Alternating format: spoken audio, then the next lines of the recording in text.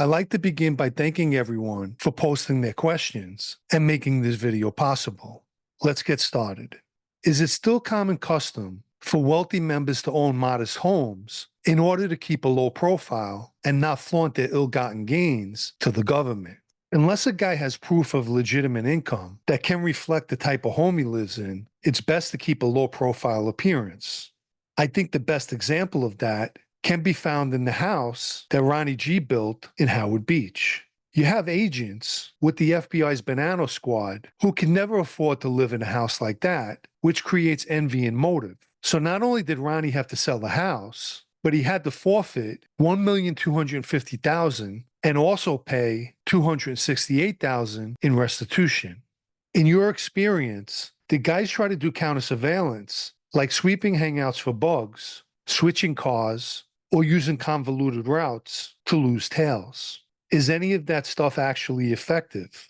Not so much during my time as it was practiced years ago.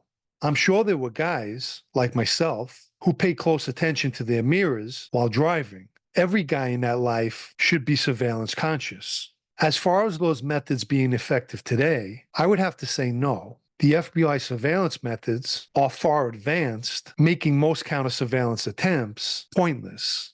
What would the mob use the Howard Beach weeds for? During my time, we sometimes had meetings by those weeds. In the past, they were used for more nefarious activities. Did you ever have any business or meetings in New Jersey?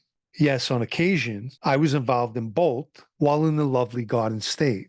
Could you work with street gangs? And if so, did you hear of anybody doing so? You could if you had some business with them, and I don't remember offhand if anyone was in fact dealing with any street gangs. Would the Chicago outfit become as powerful as it once was if the gangs that exist today existed then? Put it this way, in its heyday, the Chicago mob would have viewed gangs as mosquitoes. All it would take is a perfectly timed swat, and it's over. In that life, did you or any members you knew deal with the Buffalo family? I had no dealings with them, but I'm sure there were guys who dealt with people from Buffalo. Are you able to discuss the message you delivered to John Ciancaglini for Joey Amato? Did he have any further dealings with the Philadelphia family? Essentially, the message Joey wanted me to send Johnny Chang was his love and regards, which of course he sent back to Joey. If Joey had any further dealings in Philly, I really had no knowledge of it.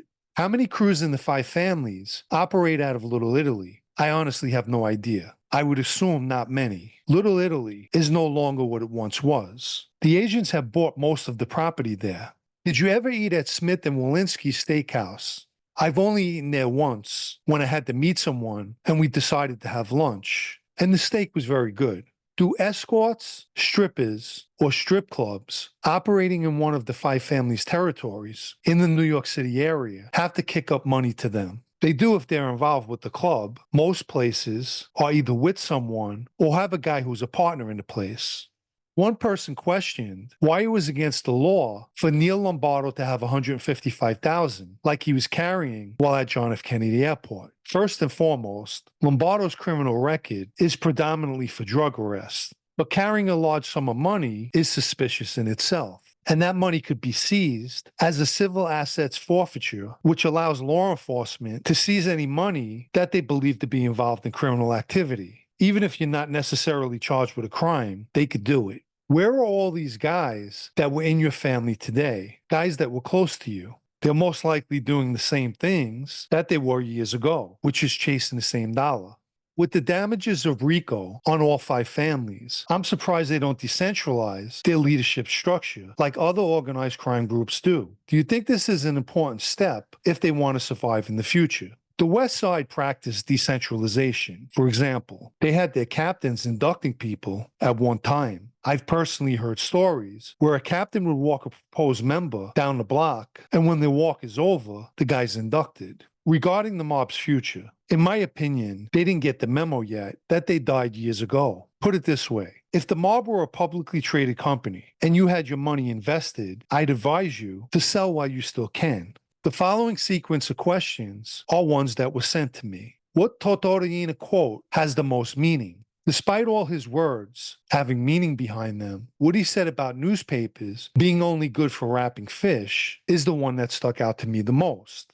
In his days, newspapers were social media. In the same manner, a great deal of what's being said on social media today, if it was made up of a physical substance, it too could be used to wrap fish and nothing more. Here's another one on that subject. Do you think the Coglianesi won the war because Tortorina outsmarted or outmaneuvered the opposition? Yes, they definitely did both, but more importantly, the opposition totally underestimated the Coglianesi. The Palermo bosses were all very wealthy and figured that they could use their wealth and power and that they would never be touched. Sometimes people with money don't know what it's like to be hungry, so the wealthy people have the most to lose. Conversely, a person with nothing to lose and everything to gain is extremely dangerous. What would be the difference of Michael DeSantis shifting from an acting boss to the official boss? And do you think he wants that position? It's not much of a difference. Don't get me wrong. As an official boss, your word is final. You answer to no one. As the acting Lucchese boss, Mikey's been calling the shots. But for instance, when Frankie Lastarino was still alive, Mikey couldn't take him off the shelf because Vic would never allow that. As an official boss, he does what he wants. The law enforcement bullseye on his back basically is what it is and would be the same. I think he got used to the boss position after all these years. Would he step aside after Vic dies and have someone else take the official position? Yes. Initially, he was warming the seat because Georgie Neck was still on paper, parole. So we'll see what takes place when Vic passes. What do you think will happen once Vito Guzzo gets out? Well, he's been away a long time, so becoming reacclimated to society will take some getting used to. I believe once he's off paper, within about 6 months, he'll be placed in a captain's position. I also predicted that Joey Amato will more than likely get an administration position one day. Please remember to like this video if you haven't already, as it helps with YouTube's algorithm. And for anyone who'd like to show their appreciation for videos like this, or help me keep this podcast going, you can do so by the super thanks icon down below, or the PayPal Cash App links in the video's description. And for the final question, do you feel there are certain people in that life who believe you got screwed over? I want to be very careful when I'm responding to this. Of course, there are people who expect me to answer yes. I'll say this, or rather, I'll put it this way. The word wise guy represents a person who is thought to be wiser than the average guy, to be in that life you should be. And most of the guys in that life are far from stupid. Don't get me wrong, you have your fair share of dummies, but for the most part, guys are good thinkers and are quick on their feet. So with that said, those sharp guys, coupled with those who knew me, are able to come to their own conclusions, whatever that may be. I rest my head on the pillow, knowing what I know, and never giving thought to the opinions of others.